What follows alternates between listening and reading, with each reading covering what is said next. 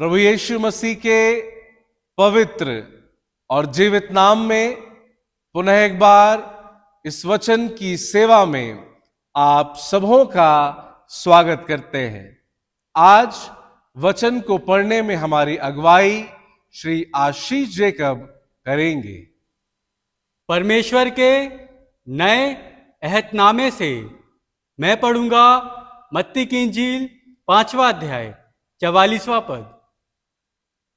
परंतु मैं तुमसे ये कहता हूं कि अपने बैरियों से प्रेम रखो और अपने सताने वालों के लिए प्रार्थना करो। आमीन। परमेश्वर जो महान है, आइए गीतों के द्वारा उसकी महिमा गाएं।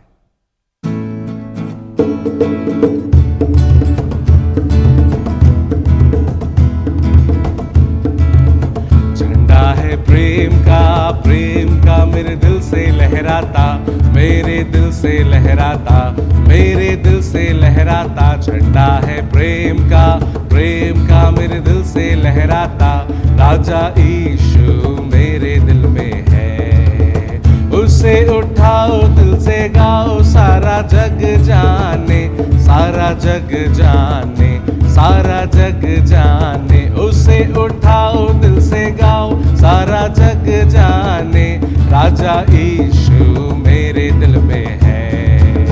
झंडा है प्रेम का मेरे दिल से लहराता, मेरे दिल से लहराता, मेरे दिल से लहराता। झंडा है प्रेम का मेरे दिल से लहराता। राजा यीशु मेरे दिल में है।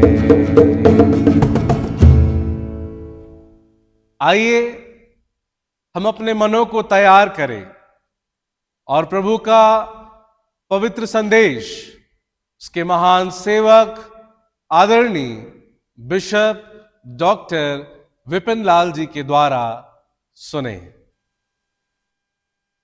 इन दिनों में हम जीवन और आध्यात्मिक जीवन की छोटी छोटी शिक्षाओं को सीखते और उन छोटी छोटी शिक्षाएं जो हमें बड़ी सरल लगती हैं, सुनने में बड़ी अच्छी लगती हैं, उस पर हम अपना आत्मचिंतन करते हैं, जिसके द्वारा हम इस बात का एहसास करते हैं कि हमें और भी उन शिक्षाओं पर सुनने और सीखने की बड़ी आवश्यकता है। मत्ती की इंजील उसके 5वां अध्याय और उसके 44वें पद में यूं लिखा है, परंतु मैं तुमसे ये कहता हूं कि अपने बैरियों से प्रेम रखो और अपने सताने वालों के लिए प्रार्थना करो। तुम अपने बैरियों से प्रेम और सताने वालों से के लिए प्रार्थना करो, जिससे कि तुम अपने स्वर्गीय पिता की संतान ठहर सको। यदि आप यूहन्ना 1:12 को जब आप पढ़ते हैं तो वहां लिखा हुआ है कि जितनों ने उस पर विश्वास किया, परमेश्वर ने उन्हें अपनी संतान होने का हक दिया। यूहन्ना 1:12 जो हमें बड़ा आनंदित करता है। हम बड़े खुश होते हैं कि यीशु पर विश्वास करने के द्वारा हम परमेश्वर की संतान, लेपालक पुत्र और पुत्रियां बन जाते हैं। लेकिन प्रभु यीशु मसीह मत्ती की इंजील के 5वें अध्याय को आप बारी बारी से पढ़ें और पढ़ते चले जाएं तो कई प्रकार की शिक्षाएं प्रभु यीशु मसीह ने दी है। और उन शिक्षाओं में एक शिक्षा जो 44वें पद में लिखा हुआ है कि तुम अपने बैरियों से प्रेम रखो और अपने सताने वालों के लिए प्रार्थना करो, जिससे तुम परमेश्वर की संतान ठहर सको। बड़ा सरल है सुनने में, लेकिन व्यवहारिक जीवन के अंदर यह बड़ा कठिन है, क्योंकि मत्ती 5 उसका 44वें पद को से आगे जब आप पढ़ेंगे तो पवित्र आत्मा प्रभु यीशु मसीह के द्वारा, इन शिक्षाओं के द्वारा पहली बात परमेश्वर के बारे में बता रहा, परमेश्वर के बारे में। परमेश्वर की संतान ठहरने के लिए हमें इस बात को जानने की बड़ी आवश्यकता है कि हमारा परमेश्वर कैसा है, हमारा परमेश्वर कैसा है, जिसके बारे में जब हम बोलते हैं हमारा परमेश्वर कैसा है, तो इसी अंश के अंदर आगे चलकर आपको बताया गया कि हमारा परमेश्वर प्रेम करने वाला परमेश्वर है। किनसे प्रेम करता है? लिखा है कि प्रभु धर्मी और अधर्मी दोनों से प्यार करता है। चाहे आप विश्वास करें या ना करें, परमेश्वर आपसे प्यार करता है। आप यीशु के ऊपर विश्वास करें या अपना जीवन दें या ना दें, लेकिन बाइबल कहती है कि हमारा परमेश्वर प्रेम करने वाला परमेश्वर है। और दूसरी बात परमेश्वर के विषय में इसी अंश के अंदर दिया गया कि परमेश्वर धीरजवंत है, परमेश्वर धीरज धरता है ताकि हर एक मनुष्य प्रभु की समीपता में आ सके। ऐसा परमेश्वर जब हमसे परमेश्वर की संतान ठहरने के लिए यदि कोई मांग करता है तो कोई सरल मांग नहीं। यहां पर लिखा हुआ है कि अपने बैरियों से प्रेम करो। और यही तो हमारा आध्यात्मिक जीवन है, यही तो हमारा जीवन है। प्रभु यीशु मसीह संसार में किसी नए धर्म की स्थापना के लिए यीशु मसीह संसार में इसलिए नहीं आया। प्रभु यीशु मसीह संसार में लोगों को क्रिश्चियन बनाने के लिए नहीं आया, लेकिन यीशु मसीह संसार में इसलिए आया ताकि मनुष्य को, हर एक मनुष्य को बता सके कि परमेश्वर तुमसे प्यार करता है।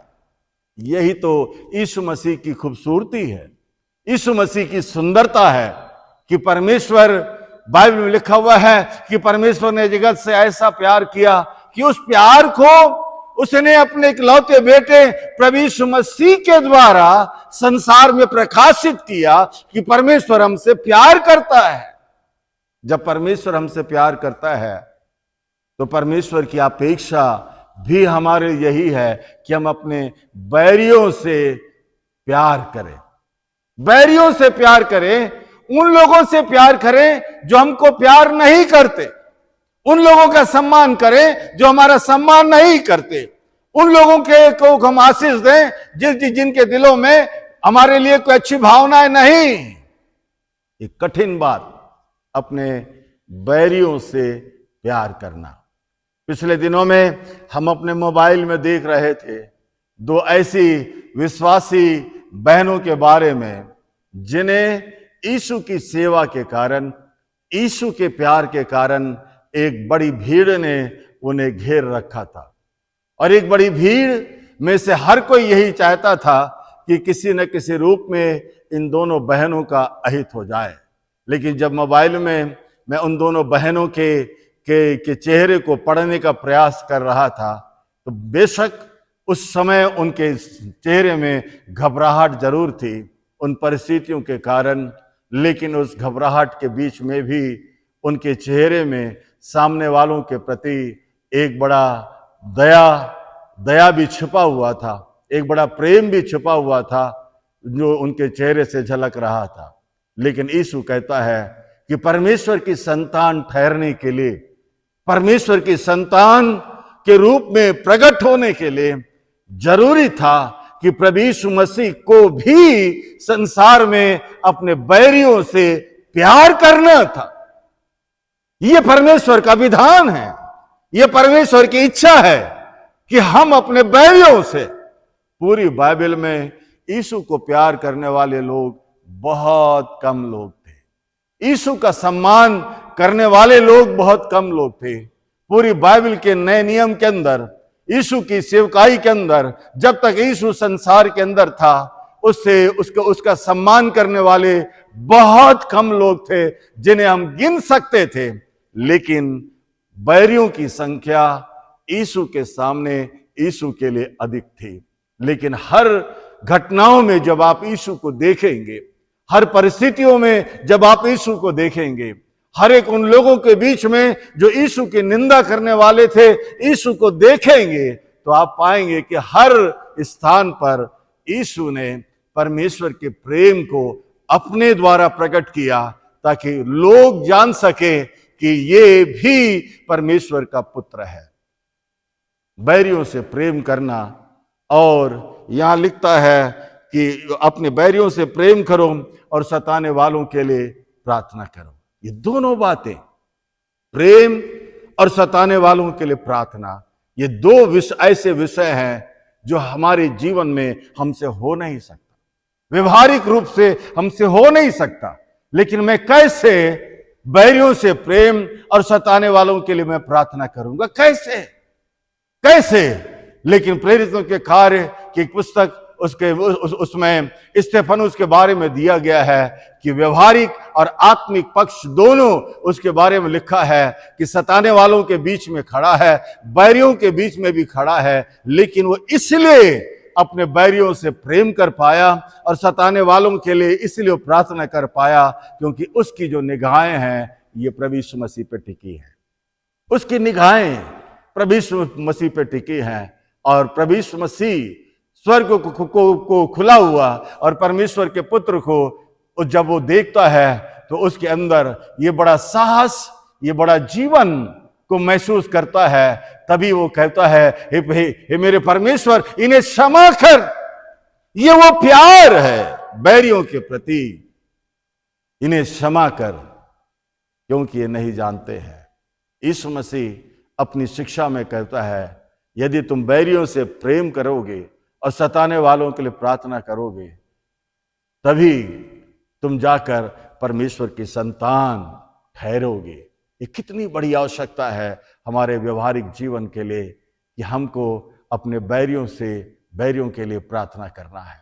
मेरे जिस मित्रों, इस अंत के दिनों में जब हम सारे संसार में सारी परिस्थितियों को बदलता हुआ देख रहे हैं, अनेक प्रकार की समस्याओं को हम देख रहे हैं, अनेक लोगों को खड़े होते हम देख रहे हैं, ऐसी परिस्थिति में भी हमें निराश और हताश होने की आवश्यकता नहीं है। लेकिन प्रभु हमसे कहता है, अपने बैरियों से प्रेम करो, अपने बैरियों से प्रेम करो और अपने सताने वालों के लिए प्रार्थना करो। जब ये दो सेवाएं हमारे व्यक्तिगत जीवन में प्रारंभ रहती हैं, लगातार बनी रहती हैं, तो आप यकीन मानना, वो परमेश्वर जो सारे मानव जाति का परमेश्वर है, वो परमेश्वर जो सारे मानव जाति से प्रेम करने वाला परमेश्वर है, वही प्रेम सामने वाले को एक नई दिशा और एक नई आशीष देने में विश्वास योग्य और धर्मी है। यदि हम परमेश्वर की संतान हैं, यदि हम परमेश्वर की संतान हैं, तो परमेश्वर की अपेक्षा है विपिन अपने बैरियों से प्रेम करे और अपने सताने वालों के लिए प्रार्थना करे। कठिन है, लेकिन प्रभु कहता है, तुम मुझसे मांग, मैं तेरी कठिनाइयों में तेरी हर एक प्रश्न का उत्तर मैं तुझे दूंगा। आइए हम प्रार्थना करें। हमारे जीवित अनुग्रहकारी प्रभु, आप हम सब पर अनुग्रह करें, हम आपकी संतान की नाई बैरियों से प्रेम और सताने वालों के लिए प्रार्थना कर सके। ये तेरा स्वभाव है, उस स्वभाव को पाने के लिए हर दिन आप हम सबों की अगुवाई करें। प्रभु अनुग्रह कर, दया कर। इस प्रार्थना को प्रभु यीशु के नाम से मांगते, आमीन। परमेश्वर पिता, पुत्र और पवित्र आत्मा हमारी सहायता करे, ताकि परमेश्वर की संतान की नाई हर रोज हम प्रेम और प्रार्थना के साथ आगे बढ़ सके। आमीन।